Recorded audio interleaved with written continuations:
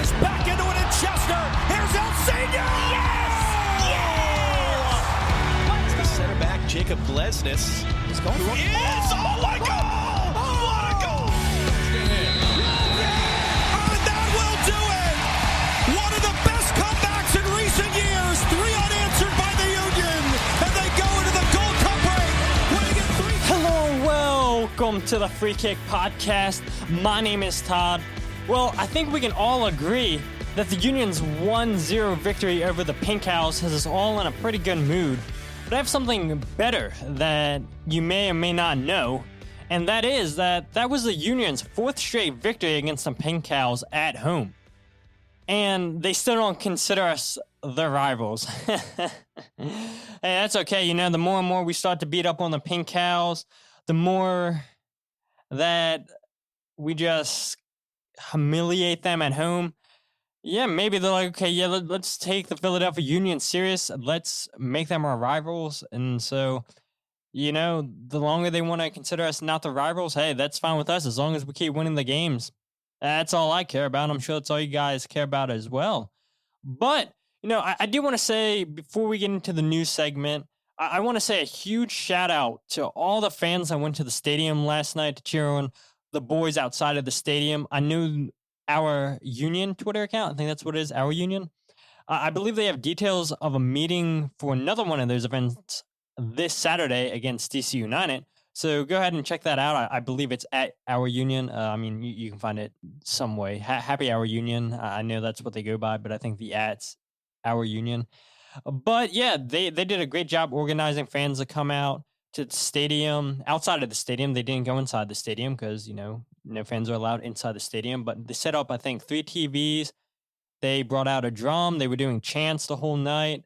After the game, they went up to the gate, and Jim Curtin came over. A couple of the players came over, gave their jerseys to some of the guys and everything. I know Keystone State Ultras were set up there and everything. And, you know, just shout out to everybody that went out there to cheer on the boys in blue and everything. And I know that means so much to the players and to Jim and everything. And if it didn't, you know, they wouldn't have came over and saluted everybody, shook people's hands. And, yeah, like I said, just thank you guys for doing that and everything. I know that a lot of us that couldn't make it wish we could have been there and everything. And, you know, Ned, just thanks again and everything. I want to give you guys a shout out for that. And again, I want to give another shout out to Dave Leno for showing Corey Furlan and Ryan Bross some love during last night's broadcast as well.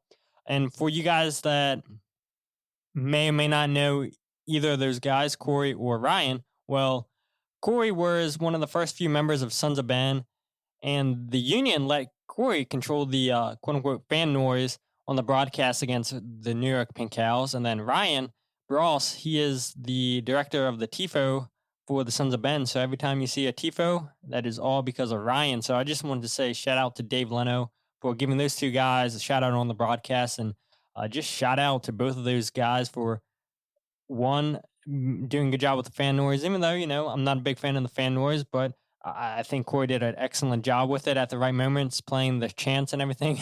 Did a good job doing boos and whatnot. And I mean, Ryan just killing with the tifos and everything. So I wanted to give those two guys a shout out. And yeah, it's just, and all the fans, like I said, that came out to the stadium last night, it was, you guys made us proud that couldn't be there and everything. But, you know, as always, there's always some news that I can dig up around the MLS world. So let's get straight into the news.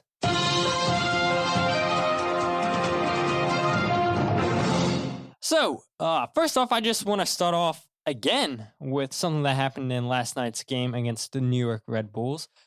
Jim Curtin broke some news to us Union fans in his press conference, and that news was about Matej Oravec.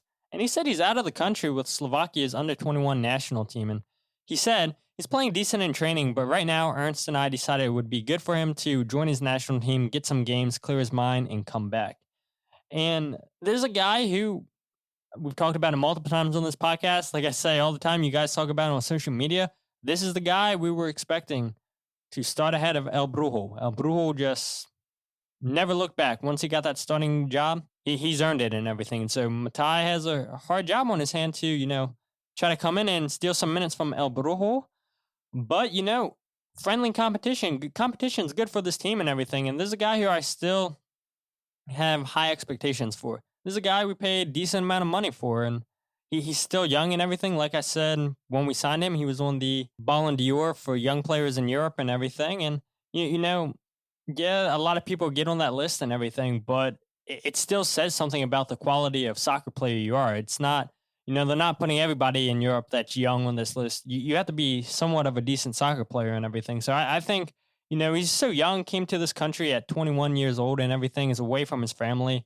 I think, it's, some players it takes longer to settle in than others and everything, especially for Matej. This is his first time leaving Europe and everything. And, players are going to adjust differently and everything. So I haven't given up on him, even though he's not with the team right now. And, I was happy somebody brought this up in the press conference, because if you guys follow him on Instagram and everything, he's been posting pictures of him running and just hanging out in Slovakia with his girlfriend, I believe it is. And I'm like, what? This looks like it's current. Like, it's not, it doesn't seem like it's old memories and everything. And then Jim Curtin says, yep, he's back in Slovakia. So it'll be interesting once Matej comes back to the country. He'll have to quarantine and everything. And yeah, hopefully comes back, gets his head sorted like Ernst and Jim said, and hopefully he can fight for some minutes and everything. Because the only two memories actually we have of him are, one, sexy season, and then he scored that goal against Robles in the scrimmage against Inter Miami back in February, I believe it was. He scored that banger, and I'm sure a lot of you guys have seen that on Twitter. If not, you can find it on social media. But the next bit of news I want to go into is, according to Kevin Baxter, Carlos Vela has an MCL injury, and he is set to miss between a month and 6 weeks. That is a huge blow for LAFC, but, they're still such a good team. You saw what Diego Rossi did in the MLS's back tournament and everything. They're finding ways to adjust without him. They had to find ways to adjust without him.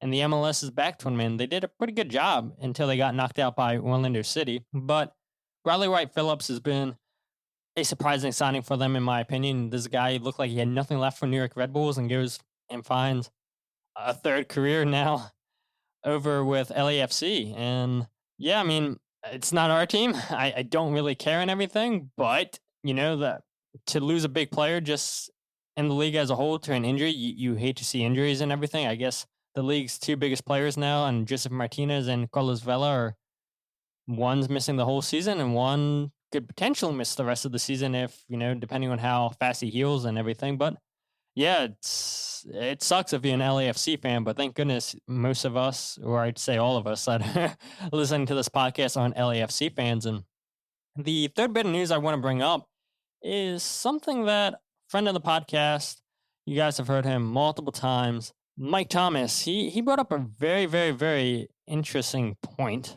in my opinion. And that point he was talking about is Lionel Messi and David Beckham, comparing the two. Because if you guys have missed it, I don't know how you guys could have missed it, since this is all anybody has been talking about on social media, especially in the European side of things, that Messi isn't going to be renewing his contract. Well, he still has his contract and everything, but he's not going to renew, and two, he wants to get out of the contract altogether. And there's talks and everything that he had a clause that he could just get out of his contract in June and everything. And apparently his lawyers and everything are going to fight and say, hey, because of the coronavirus and everything, that clause in the contract is still in effect, and Messi's done with Barcelona. And, there's been rumors and whatnot in the past and everything that he's been unhappy and everything. And then a couple days later, then you see Messi sign a new contract and everything. But you have tier ones, people that are connected to this club, coming out and saying, yeah, Messi seriously wants to leave. He's trying his best to get out of Barcelona. And who can blame him? If you watch European soccer, you would know that Barcelona is a mess.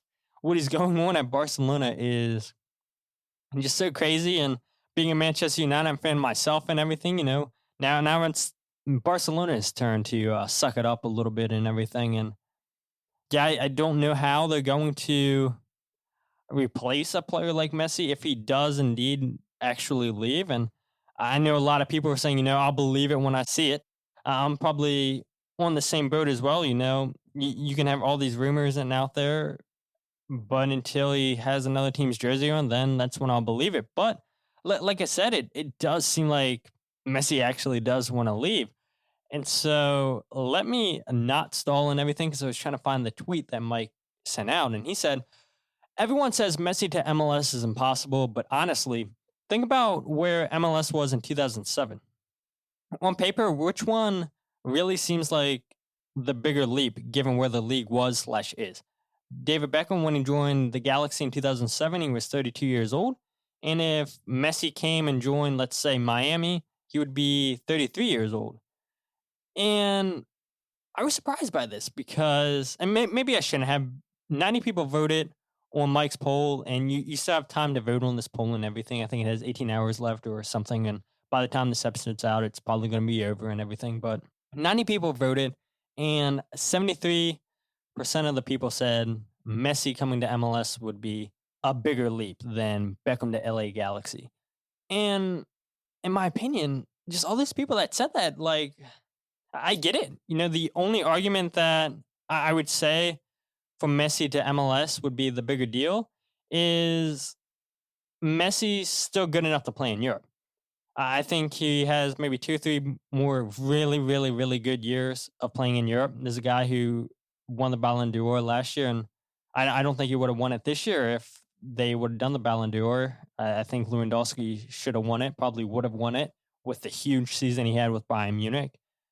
And you look at David Beckham, his career was coming to an end and everything, and that's why, you know, Beckham comes over here at 32 years old, and they say, oh, the retirement league. Yep, there we go. That's the retirement league. And, you know, you look at David Beckham when he came over here, he earned $250 million. Let me say that again. $250 million David Beckham earned when he was here. Now, no, the Galaxy's contract they gave him, he wasn't earning all that because his base salary was $6.5 million a year, and then he received a percentage of Galaxy's revenue that brought him to a total of $50 million over those 5 years that he spent in LA. And that's $250 million. You know, I knew it was tough when I saw Mike tweeted out a list by Forbes and everything that were talking about the numbers. I knew Beckham was coming over here making a decent amount of money and everything, but I didn't realize at the time, you know, that he received a percentage of the Galaxy's revenue, and that totaled to $50 million a year. I mean, that is insane, guys.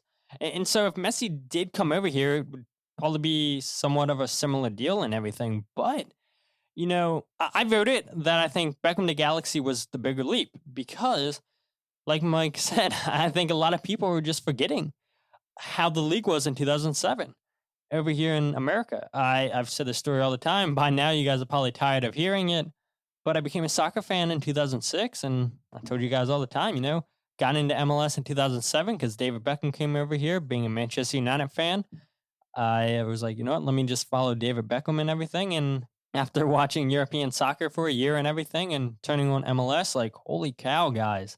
Like, the quality of play. How many of you guys remember that? Like, it was so bad in 2007. Like, it was enough to turn me off for 10 years. I was like, nope, I'm never watching this again. Like, how many times have you guys heard me say that? I've said it every time I tell this story. Like, 10 years I stopped watching MLS because I was so discouraged by the play I was watching in MLS in 2007. Their players were not good at all. You had a couple players that were decent, but there was no doubt in my mind that when David Beckham came over here, he was the best player in the league. And it really grew the league. Like, everybody knew who David Beckham was. And I'm not saying Messi coming over to Miami won't, or anywhere in MLS won't make it into a bigger moment, but the league's established now. You look at the quality of players right now in MLS, like, it is an established league. You look at it in 2007, and it was a laughingstock. Now, granted, no, if any Euro snobs listen to this podcast, which I gotta imagine they probably don't because they only like European soccer. But if you do, I thank you guys for listening to the podcast. But it's like the league, like, people, I think, are starting to respect the league. Maybe not that much, but I think they're respecting it a hell of a lot more than they did in 2007, where it's, oh, this is the MLS. Oh, it's the retirement league. It's the retirement league. But now you're seeing young South Americans come to MLS. You're seeing teams invest in the academy.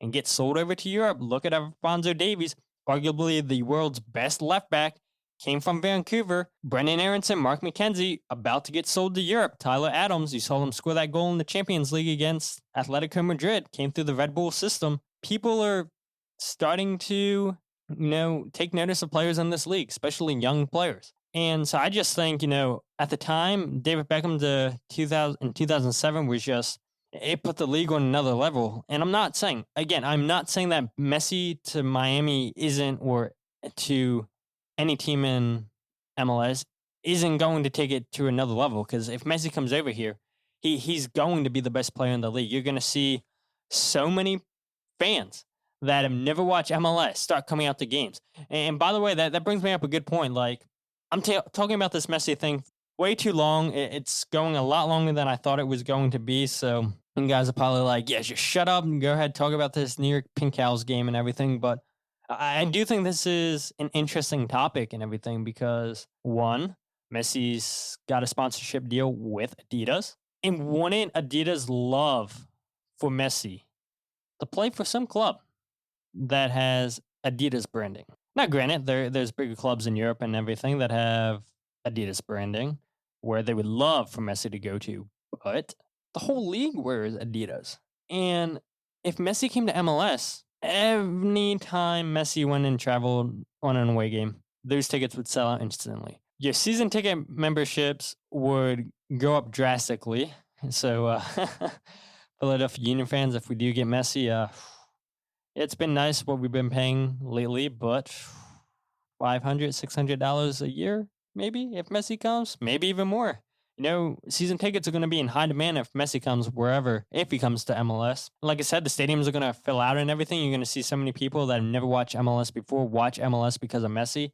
Like, there's no denying the kind of impact Messi would have on MLS if he does indeed come to MLS. But I just think at the time, when David Beckham came, nobody really cared about MLS. The quality of play sucked. Quality of play now today is a lot better. You're getting, like I said, younger players. You're getting players in Europe that didn't kick it, but they're still young and want to reestablish themselves in MLS where they could have a second chance out in Europe and everything.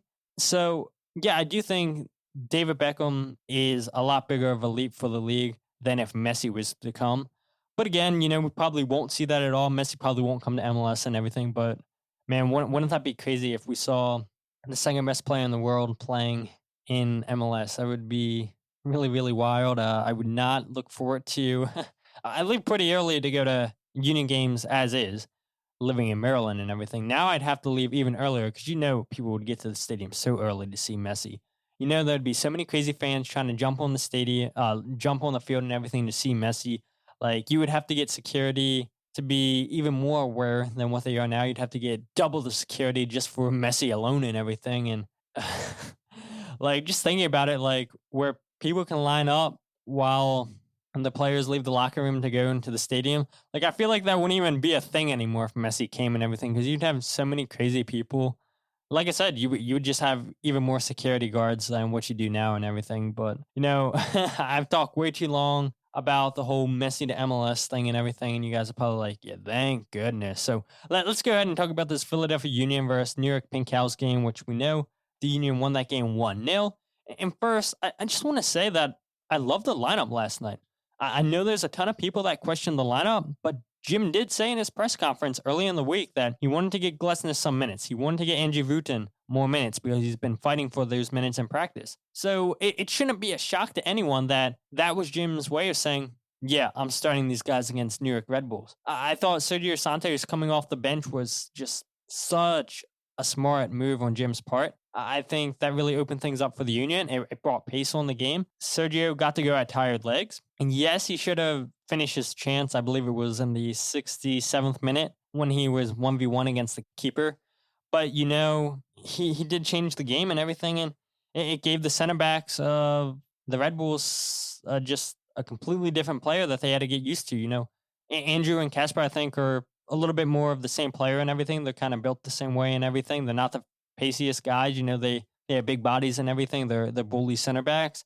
And you have Sergio, guy coming off the bench and everything, going at tired legs. I just thought, man, this is just such a great move on Jim's part. And like I said, he should have scored his goal against the keeper But, you have to get yourself in those positions in the first place.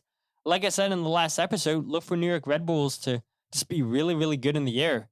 And they were on the night. Out of 59 aerial duels, New York Red Bulls won 35 of those.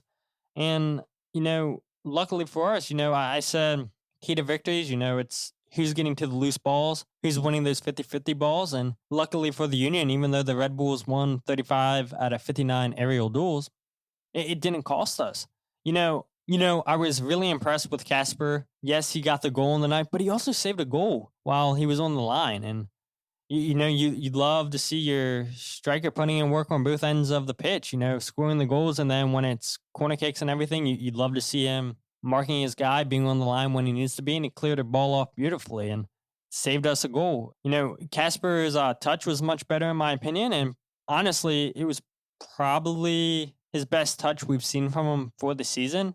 And maybe it's because I said last episode we need a DP striker. So maybe Casper heard that and he's like, you know what? Let me go out here and score a goal and everything, so I don't give fans other ideas and everything. But Ray Gaddis he played a beautiful ball into Casper. Casper makes a great run off of Aaron Long's shoulder, and Aaron just got caught ball watching, and it's a simple tap in from Casper. But credit to Casper for making that run and everything. And what a beautiful ball by Ray. It's we know Ray can play good balls. And I believe that was his 10th assist of his career. So shout out to Ray for getting his 10th assist. And I think that puts him on maybe like the top 10 list or whatever for most assists for a Union player. Maybe it's a little bit farther. But hey, Ray didn't score, but he got an assist, got the game-winning assist. And by the way, I don't know if you guys realize this, but the Union completed 21 passes leading up to the goal. They went left to right on multiple occasions, and that's something else, by the way, that I loved during the night is, the Red Bulls were pretty well organized for most of the night in the midfield.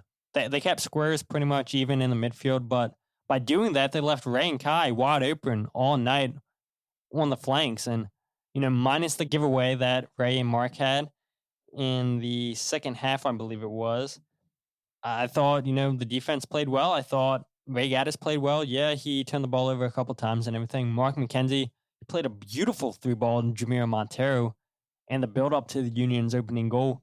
Mark also did a good job intercepting a three ball.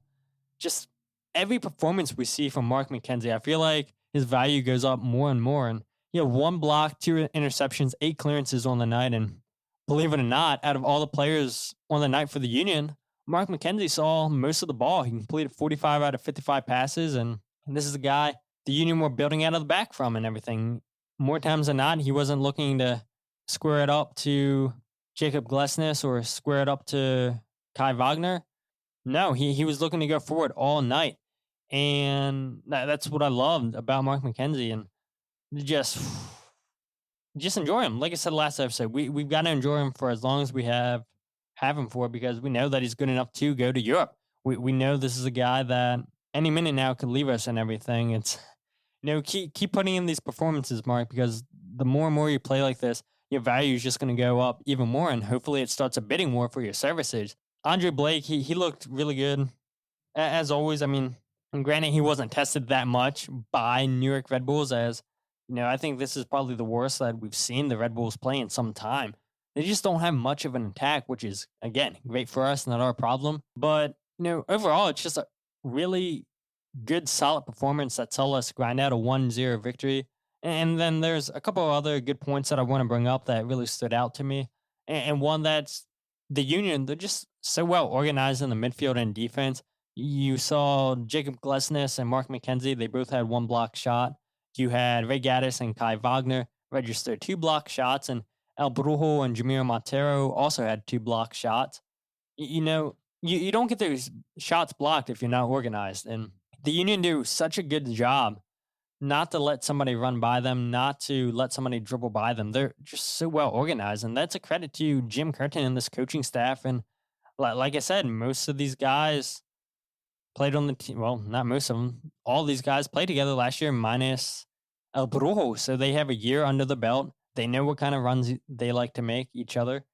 They know where each other are going to be if one of them goes up to try to make a tackle and everything. They can just rely on each other. And like I said, it's going to suck when we lose Mark McKenzie and everything, but I think Jacob Glesnes is good enough to fill in for Mark McKenzie once he leaves. I think Jack Elliott and Glesnes, even though they're a lot different than the partnership of McKenzie and Jack Elliott, I think they can form a really good partnership themselves and everything. And yeah, it's just, you've got to be organized. You've got to communicate, and it's no surprise that the Union are playing good because they've been playing together for a year and everything, and they're just comfortable playing with each other. And then the second point I want to bring up is the Union got out of the press really, really well.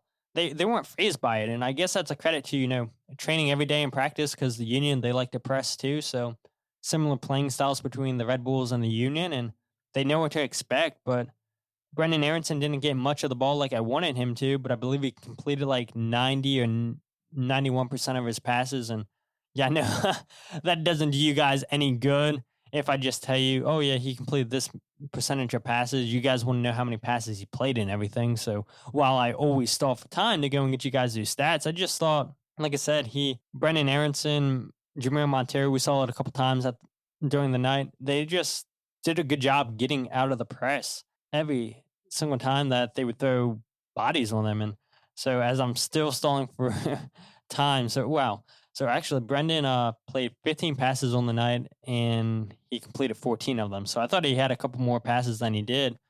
But, most of the play throughout the night, like I said, went through the flanks or went through Jamiro or Ali Bedoya and everything. And that's because New York Red Bulls, for the most part, clog up the midfield and everything. And we've got an excellent left back. And on the night, Ray Gaddis looked good for the most part going forward on the right. So, we'll take that and everything. And you'd love to see another clean sheet from Andre Blake in this defense. And it's so well deserved. And, there's only a couple bad moments that I want to talk about, only three.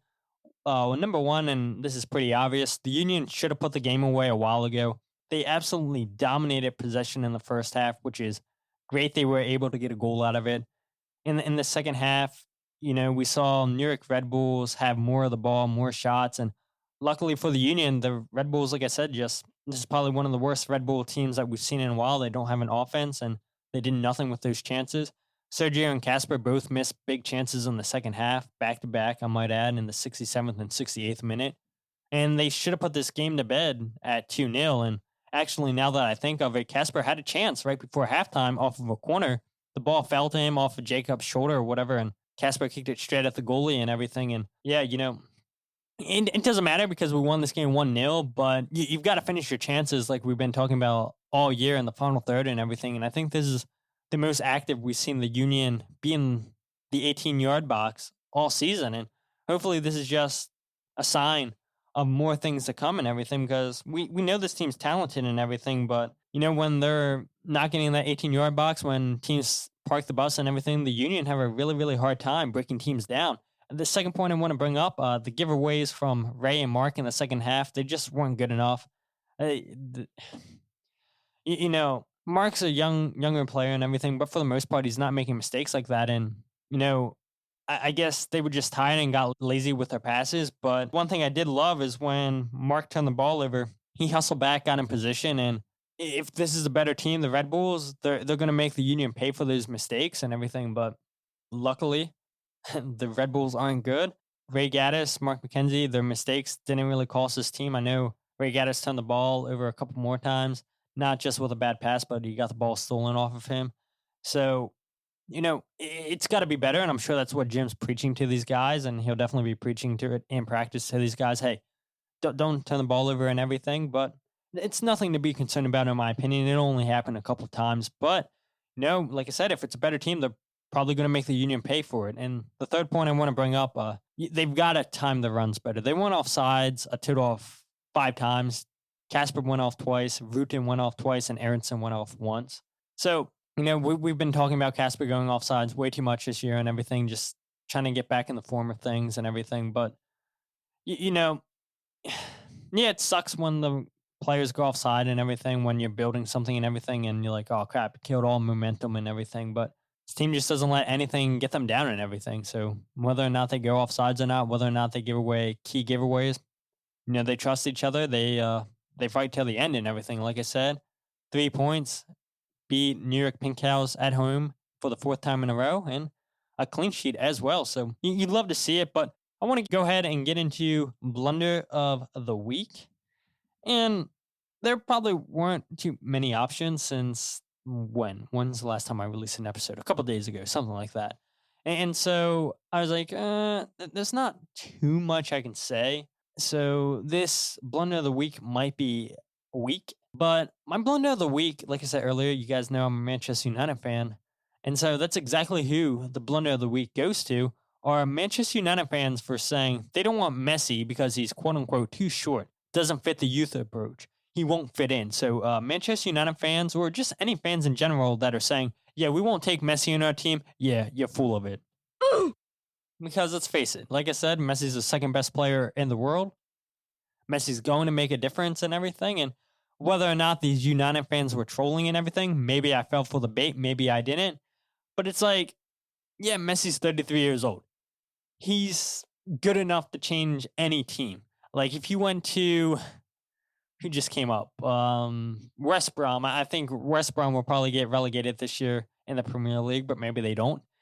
If Messi went to West Brom, then they would not get relegated because that's how good Messi is and everything. He'll change a team and everything. And so whether or not there's United fans patrolling saying, yeah, Messi, yeah, we don't want him here and everything, maybe I fell for the bait. Maybe I didn't. Just if you're one of those people that are saying, yeah, I don't want Messi on the Philadelphia Union, like, come on, man. You can just get a hold of yourself. Like I don't believe you. I don't believe these fans are serious. But again, maybe they were. But, you know, so be it. That's my Blunder of the Week. And yeah, it's not as long of an episode as I normally go. And that's okay, you know. Well, what else can be said? It's a 1-0 win against the New York Pink Cows. Maybe I should be more excited because we beat our rivals, even though their fans don't consider us their rivals. But, you know, you guys, if you're not following on social media, you can follow on Twitter, Instagram, and Facebook at Free Kick Pod. You can go ahead and check out the website at thefreekickpodcast.com. Go ahead and find the podcast at The Free Kick. Todd Lewis, wherever you get your podcast, and it will show up. But we'll go again this Saturday against DC United at Subaru Park. Sad face, sad face, sad face. Let's all cry together that we can't be there in person inside the stadium cheering the team on. But like I said, I think Union Happy Hour, they have details. Trying to organize more fans to come out outside of the stadium to cheer on the team. Really love what Jared and them are doing. And yes, they're wearing masks. Yes, they're socially distancing and everything. So they, they're doing it good. And like I said, you know, maybe you get a jersey or something because players gave away jerseys to the fans. So I don't know, maybe you'll be one of the lucky ones and everything, but let's hope for another 3 points and everything. I may or may not have a DC United fan coming on next podcast to preview this game. Fingers crossed that everything works out. But until next time, my name is Todd, and this is the Free Kick Podcast.